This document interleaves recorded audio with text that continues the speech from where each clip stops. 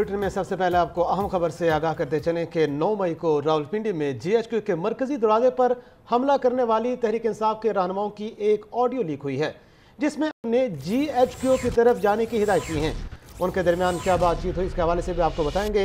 अहम खबर है कि 9 मई को रावलपिंडी में जीएचक्यू के मरकजी दरवाजे पर हमला करने वाली तहरीक इंसाफ की रहनुमाओं की एक ऑडियो लीक हुई है और तहरीक इंसाफ के रहनुमाओं की जानिब से कहा गया कि साबिक एमपीए फरा और सबरीना के दरमियान जो बातचीत है कि कंवल शोजब ने कहा कि जीएचक्यू की तरफ जाना है, उनके दरमियान बातचीत के हवाले से ऑडियो लीक है। और 9 मई को रावलपिंडी में जीएचक्यू के मरकजी दरवाजे पर हमला करने वाली तहरीक इंसाफ की रहनुमाओं की ऑडियो लीक सामने आ चुकी है। जी हाँ, ऑडियो लीक्स का सिलसिला जारी है। एक और मुबैना ऑडियो लीक मंजराम पर आ चुकी है। 9 मई के रावलपिंडी में जीएचक्यू के मरकजी दरवाजे पर हमला करने वाली तहरीक इंसाफ के रहनुमाओं की एक और ऑडियो लीक हुई है, जिसमें एमपीए फरा और सबरीना के दरमियान बातचीत हो रही है, जिसमें फरा कहती हैं कि पीटीआई की एमएनए कंवल शोजब ने जीएचक्यू की तरफ जाने की हिदायत जारी की हैं। उनके दरमियान क्या बातचीत हुई है, आप भी सुनिए।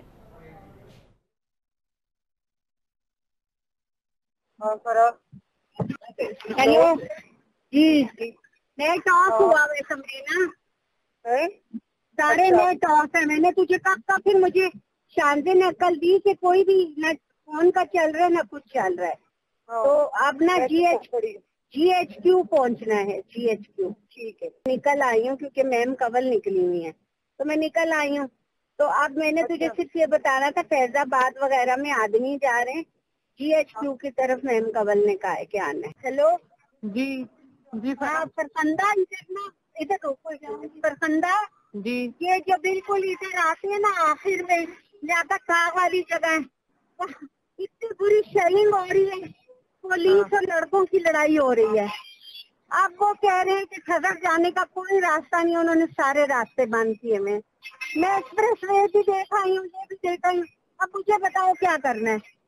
फैजाबाद में राशिद हफीज है, शफीक है और समाविया है। समाविया को धक्के मार मार के वापस कर रहे हैं, समाविया हीरोइन बनी हुई आगे जा रही है। तो नाजरीन, ये गुफ्तगू आपने सुनी। 9 मई के रावलपिंडी में जीएचक्यू के मरकजी दरवाजे पर हमला करने वाली तहरीक इंसाफ के रहनुमाओं की एक और ये ऑडियो लीक सामने है, जिसमें एमपीए फरा और सबरीना के दरमियान बातचीत चल रही है।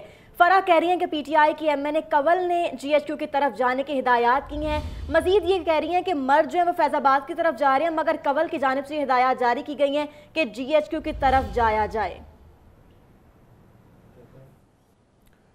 एक और अहम मामले की बात करें। लाहौर हाई कोर्ट ने साबिक वज़ीर ख़जाना डॉक्टर सलमान शाह उनकी फैमिली के खिलाफ दर्ज मुकदमात की तफसीलात तलब कर ली हैं। जस्टिस अनवारुल हक ने मुकदमात का रिकॉर्ड पेश न करने पर हैरत का इजहार करते हुए रिमार्क्स दिए कि अब रिकॉर्ड फराहम करने में क्या रुकावट है, जो आज कर रहे हैं कल भुगतेंगे। दरख्वास्त गुजार के वकला ने अदालत को बताया कि साबिक वज़ीर ख़जाना की बेटी खदीजा शाह ने गिरफ्तारी दे दी है, तो जस्टिस अनवारुल हक का मुकदमात का रिकॉर्ड पेश न करने पर हैरत का इजहार सामने आया है और जो आज कर रहे हैं कल भुगतेंगे। फाजिल जज के ये रिमार्क्स भी सामने आए हैं और साबिक वज़ीर ख़जाना की बेटी खदीजा शाह ने गिरफ्तारी दे दी है, उनके वकला का ऐसा कहना है।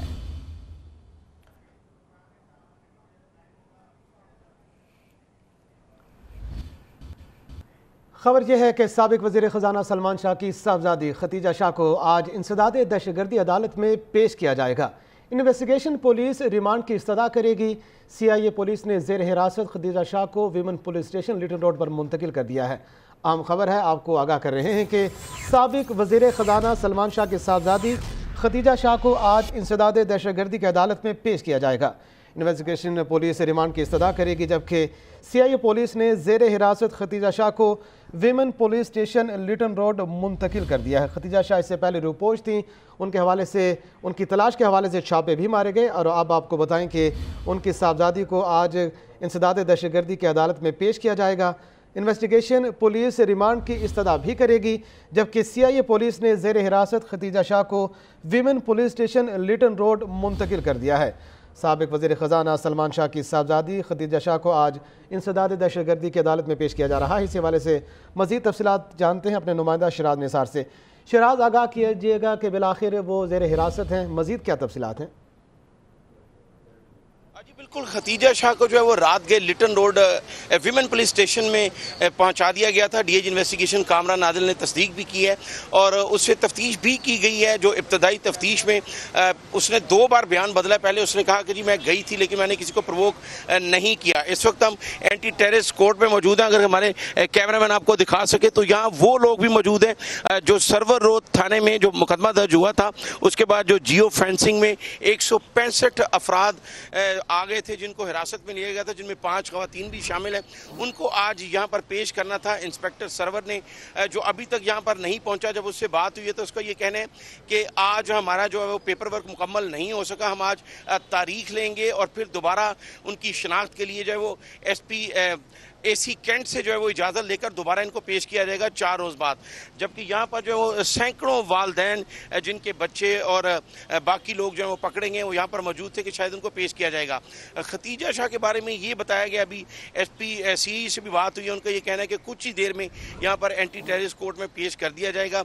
और जो इब्तदाई तफ्तीश है उसके मुताबिक खतीजा पहले उसने कहा था कि मैं वहाँ पर गई हूँ, लेकिन उसकी कुछ फुटेजेस भी ऐसी मौसूल हुई हैं पुलिस को जिनमें वाज़ह तौर पर खतीजा जो है वो ये कहती हुई नजर आ रही है कि आप लोग यहाँ पर आएँ और एहतजाज करें। पुलिस का ये कहना है कि मेरिट पर तफ्तीश की जाएगी। यहाँ ये बात काबिल ज़िक्र है कि खतीजा शाह को आज सज़ाए दहशतगर्दी की अदालत में कुछ देर में पेश किया जाएगा। बहुत शुक्रिया शराद निसार, आप तफसीलन आगाह कर रहे थे।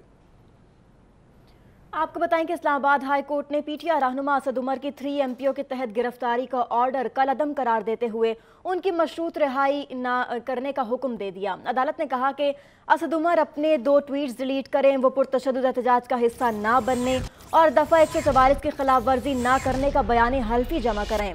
अदालत ने कहा कि बयान हल्फी की खिलाफ वर्जी हुई तो सियासी कैरियर फिर भूल जाएं। तो आपको बताएंगे इस्लामाबाद हाई कोर्ट ने PTI रहनुमा असद उमर की 3 MPO के तहत गिरफ्तारी को ऑर्डर कलअदम करार देते हुए उनकी मशरूत रिहाई करने का हुक्म दे दिया। अदालत ने कहा कि असद उमर अपने 2 ट्वीट्स डिलीट करें, वो पुरतशद्दुद एहतजाज का हिस्सा ना बनने और दफ़ा 144 की खिलाफ वर्जी ना करने का बयान हल्फी जमा कराएं। अदालत ने कहा कि बयान हल्फी की खिलाफ वर्जी हुई तो सियासी कैरियर फिर भूल जाएं। तो ये रिमार्क्स दिए गए हैं अदालत की जानिब से। उन्होंने कहा कि बयान हल्फी की अगर तो खिलाफ वर्जी हुई तो फिर सियासी कैरियर भूल जाएं। बड़े अहम रिमार्क्स हैं ये। अदालत ने मजीद कहा कि असद उमर अपने 2 ट्वीट्स डिलीट करें और पुरतशद्दुद एहतजाज का हिस्सा ना बने और दफ़ा 144 की खिलाफ वर्जी ना करने का बयान हल्फी भी जमा कराएं। और मजीद कहा कि बयान हल्फी की खिलाफ वर्जी हुई तो फिर सियासी कैरियर भूल जाए। इस पर बात करेंगे, हमें ज्वाइन किया नुमाइंदा PNN आदिल सईद अब्बासी ने। आदिल, एक तो अदालती कार्रवाई का हवाल बयान कीजिएगा और दूसरा किस पॉइंट पे ये रिमार्क्स दिए गए अदालत की जानिब से कि खिलाफ वर्जी हुई तो फिर सियासी कैरियर भूल जाएं, कहिएगा इस हवाले से। आदिल, क्या आप हमें सुन पा रहे हैं?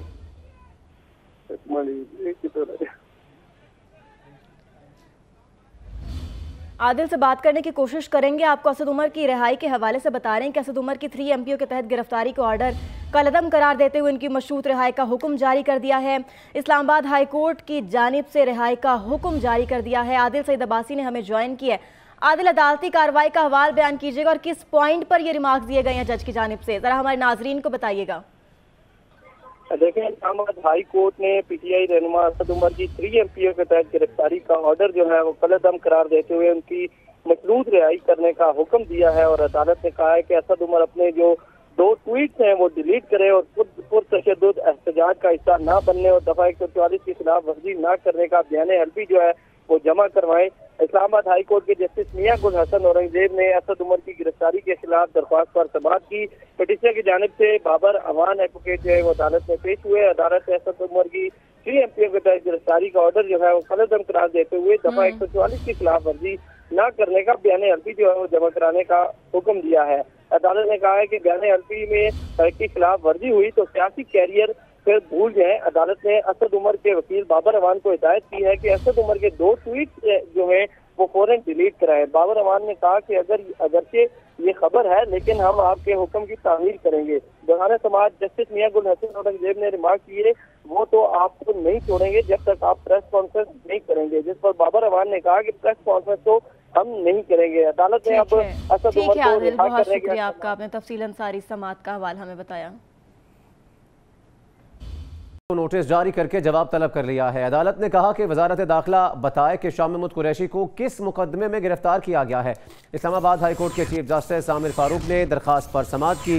इस्लामाबाद पुलिस ने शाह महमूद कुरैशी की गिरफ्तारी के हवाले से लाइल्मी का इजहार करते हुए कहा कि इस्लामाबाद में शाह महमूद कुरैशी के खिलाफ 2 मुकदमात हैं, जबकि उनके खिलाफ 6 पुराने केसेस भी हैं। ताहम ये मालूम नहीं कि शाह महमूद कुरैशी कहाँ और किस मुकदमे में गिरफ्तार हैं। अदालत ने वजारत दाखिला को कहा कि अदालत को आगाह करें कि शाह महमूद कुरैशी किस मुकदमे में गिरफ्तार हैं।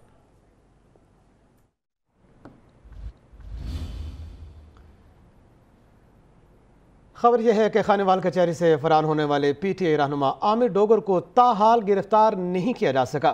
ज़राए के मुताबिक आमिर डोगर नामालूम मकाम पर रूपोश हैं। मुल्तान पुलिस की जानिब से आमिर डोगर की गिरफ्तारी के लिए उनकी रिहाइशगाह पर भी छापा मारा गया। दूसरी जानिब आमिर डोगर के डेरे पर इस वक्त वीराने का राज है। आमिर डोगर किस किस मुकदमे में नामजद हैं, जानते हैं मुल्तान से अपने नुमाइंदा आसिफ बलोच से। जी आसिफ बलोच, आगाह कीजिएगा। जी बिल्कुल, इस वक्त हम पाकिस्तान तहरीक इंसाफ के सीनियर रहनुमा मलिक आमिर डोगर के डेरे पर मौजूद हैं, जहां पर अगर मेरे कैमरामैन तनवीर गिलानी दिखाएं तो मुकम्मल तौर पर सन्नाटा है। ये वो डेरा है जहां पर हर वक्त कारकुनों की आमद जो है वो जारी रहती थी और मलिक आमिर डोगर यहां पर कारकुनों से मुलाकात किया करते थे। लेकिन कल की अगर हम आपको बात बताएं तो मलिक आमिर डोगर फिल्मी अंदाज में पुलिस को चकमा देते हुए कचहरी खानेवाल से फरार हुए मोटरसाइकिल पर और पुलिस की भारी नफरी उनको तकती ही रह गई। कच्चा खूह में उनके खिलाफ 2 मुकदमात थे, जहां पर उनकी ज़मानत भी हो गई थी दोनों मुकदमात में, जिसके बाद जो पुलिस थी वो बाहर मौजूद थी और उनको गिरफ्तार उन्होंने करना था। लेकिन इतनी देर में मलिक आमिर डोगर जो है आंखों में धूल झोंक कर वहाँ से फरार होने में कामयाब हो गए। इससे पहले मुल्तान की जो अदालतें हैं, ख़ासतौर पर दहशतगर्दी की जो अदालत है, उन्होंने भी इनकी ज़मानत जो है वो कबूल कर ली थी और मंजूर किया था उसको। लेकिन उसके बावजूद जो पुलिस है उन्होंने मलिक आमिर डोगर को गिरफ़्तार कर लिया था। हाई कोर्ट बार से उनको जो है गिरफ़्तार किया गया था, तब भी वो काफ़ी देर तक हाई कोर्ट बार के अंदर मौजूद रहे थे। इस वक्त हम यहाँ पर मौजूद हैं, ना कोई कारकुन है ना यहाँ पर कोई मुलाजिम है, कोई भी यहाँ पर मौजूद नहीं है मलिक आमिर डोगर के डेरे के ऊपर। और पुलिस जो है वो बार बार यहाँ पर गश्त कर रही है, छापे मारे जा रहे हैं उनकी रिहाइशगाह पर, और पुलिस का यही कहना है कि जल्द उनको जो है वो गिरफ्तार कर लिया जाएगा। अभी उनकी लोकेशन कहाँ है ये किसी को नहीं पता। अभी भी वो कल कच्चा खूह से जहाँ से फरार हुए हैं और अभी भी वो रूपोश हैं। जी, और अब बात करें चेयरमैन PTI की, तो चेयरमैन PTI अपनी रिहाइशगाह ज़मान पार्क में मौजूद हैं। इमरान खान तहरीक इंसाफ की लीगल टीम से आज मुलाकात करेंगे। दूसरी जानिब केनाल रोड से तजावुज़ात ख़त्म हो चुकी हैं और पौधे लगाने का काम भी जारी है। इसी पर मज़ीद अहवाल जान लेते हैं नुमाइंदा PNN ज़ोहेब हसन काज़मी से। जी ज़ोहेब, बताइएगा क्या हाल अहवाल है ज़मान पार्क का, इमरान खान की क्या मसरूफियात होंगी आज? हाँ जी बिल्कुल, इस वक्त मौजूद हूँ मैं लाहौर ज़मान पार्क तहरीक इंसाफ के चेयरमैन की रिहाइशगाह के बाहर, और आप देख सकते हैं कि पाकिस्तान तहरीक इंसाफ के चेयरमैन की जो रिहाइशगाह है उनके बाहर जहाँ पर कैंप्स लगाए गए थे। अभी से कुछ देर पहले ये एक PHA की जानिब से एक गाड़ी आई है जो बेशुमार यहाँ पर पौधे जो हैं वो लगाए जा रहे हैं। ये वो ग्रीन बेल्ट है जहाँ पर आज से कुछ दिन पहले तक पाकिस्तान तहरीक इंसाफ के कारकुनान की जानिब से तजावुज़ात कायम की गई थी। यहाँ पर ट्रैफिक का गुजरना मामूल के मुताबिक नहीं था, ट्रैफिक बंद कर दी गई थी। लेकिन अब ट्रैफिक भी रवां दवां है और यहाँ पर सैकड़ों की तादाद में ये पूरी ग्रीन बेल्ट पर पौधे ला के लगाए जा रहे हैं। इस वक्त मैं देख सकता हूँ कि जामुन के फल के और आम के फल के पौधे जो हैं वो इस ग्रीन बेल्ट पर PHA की जानिब से लगाए जा रहे हैं और PHA की गाड़ी यहाँ पर मौजूद है। अगर ज़मान पार्क की बात की जाए तो यहाँ पे भी पाकिस्तान तहरीक इंसाफ का कोई कारकुन फिलहाल यहाँ पर मौजूद नहीं। ताहम इमरान खान अपनी रिहाइशगाह के अंदर मौजूद है, पुलिस एहलकार जो हैं वो सिक्योरिटी पर तैनात हैं। इमरान खान अपनी रिहाइशगाह में मौजूद है और कहा यह जा रहा है कि पाकिस्तान तहरीक इंसाफ के चेयरमैन इमरान खान जो हैं आज अपनी लीगल टीम के साथ मुलाकात करेंगे और उनके साथ मौजूदा आइनी सूरत हाल पर तबादला ख्याल किया जाएगा और जो उनके केसेस चल रहे हैं उसके बारे में गुफ्तगू की जाएगी। ताहम यहाँ पर पूरे ज़मान पार्क में कोई भी तहरीक इंसाफ का कारकुन जो है ताहाल नज़र नहीं आ रहा।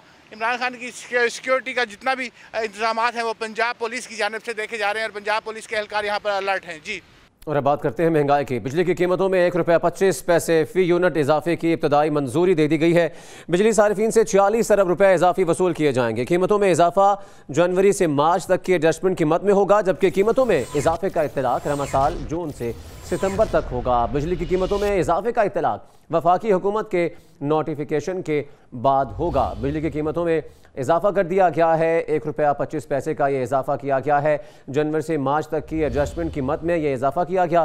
कीमतों में इजाफे का इतलाक रवां साल जून से सितंबर तक का होगा। इब्तदाई मंजूरी इसकी दी गई है। वफाकी हुकूमत के नोटिफिकेशन के बाद इसका इतलाक होगा। फ़िलहाल 1 रुपया 25 पैसे इजाफे की इब्तदाई मंजूरी दे दी गई है बिजली की कीमतों में, और वफाकी हुकूमत जब ये नोटिफिकेशन जारी करेगी उसके बाद इन कीमतों का इतलाक होगा। कीमतों में इजाफा जनवरी से मार्च तक की एडजस्टमेंट कीमत में होगा। कीमतों में इजाफे का इतलाक रवां साल जून से सितंबर तक होगा। एक मरतबा फिर कीमतों में इजाफा कर दिया गया है। बिजली की कीमतों में 1 रुपया 25 पैसे का इजाफा किया गया। मज़ीद तफसीलात जान लेते हैं ब्यूरो चीफ इस्लामाबाद गुलाम मुर्तज़ा से। गुलाम मुर्तज़ा बताएगा कितना बोझ पड़ेगा सार्फिन पर।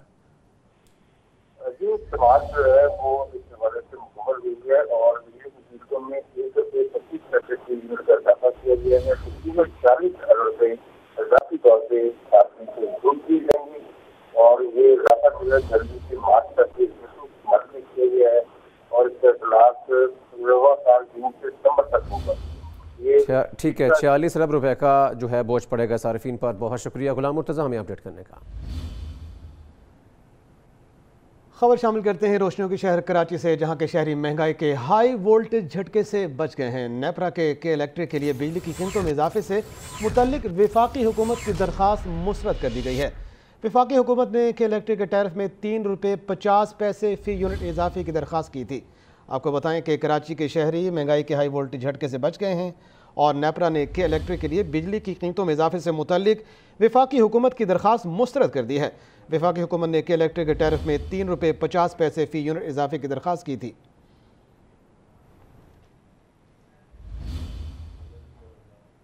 रुक करेंगे लाहौर का, तो गर्मी की शिद्दत बढ़ते ही लोड शेडिंग का जिन फिर बोतल से बाहर आ गया। बिजली की एलानिया और गैर एलानिया बंदिश से शहरी परेशान हैं।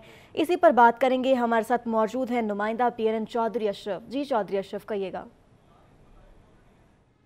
जी बिल्कुल, जिस तरह गर्मी का जोर पकड़ती जा रही है वैसे वैसे जो लेस्को का बिजली फ्राहम करने वाला सिस्टम है वो भी जवाब देता दिखाई दे रहा है। और जो लोड शेडिंग है उसका दौरानिया का कोई पता नहीं, कब बिजली ने आना है, कब चले जाना है। इस वक्त मैं एक मार्केट में मौजूद हूँ। यहाँ शहरियों से पता करते हैं कि लोड शेडिंग से वो उनके कारोबार में कितना मुतासर हो रहा है और वो किन मसाइल का सामना है। ये क्या कहोगे? बिल्कुल सर, कोई लाइट नहीं आ रही, बस 1 घंटा आंदी है फिर चली जाती है, फिर आंदी फिर चली जाती है। इसके अलावा निज़ाम नहीं है भी गर्मी ना लोग मर रहे हैं बस। जी ये जो शहरी हैं इनको कहना है कि ना दिन को सुकून है ना रात को सुकून है। बिजली और पानी के मसाइल इस कदर ज़्यादा बढ़ गए हैं कि लोड शेडिंग ने तमाम ज़िंदगी जो है वो उसको अजीरन कर दिया है। जी और वज़ीर मुमलिका डॉक्टर मुसद्दिक मलिक कहते हैं कि पेट्रोल डीजल पर 18 से $20 प्रीमियम महंगाई की बुनियादी वजह है। मुल्क में 4 लाख टन सलाहियत की हामिल नई रिफाइनरी लगाएंगे। पाकिस्तान की किसी भी बंदरगाह पर 50,000 टन से ज़्यादा का शिप नहीं लग सकता। नई रिफाइनरीज ना लगें तो 9 साल बाद सालाना 22 मिलियन बैरल तेल दरामद करना पड़ेगा। वो नई रिफाइनरीज पॉलिसी पर मीडिया से गुफ्तगू कर रहे थे।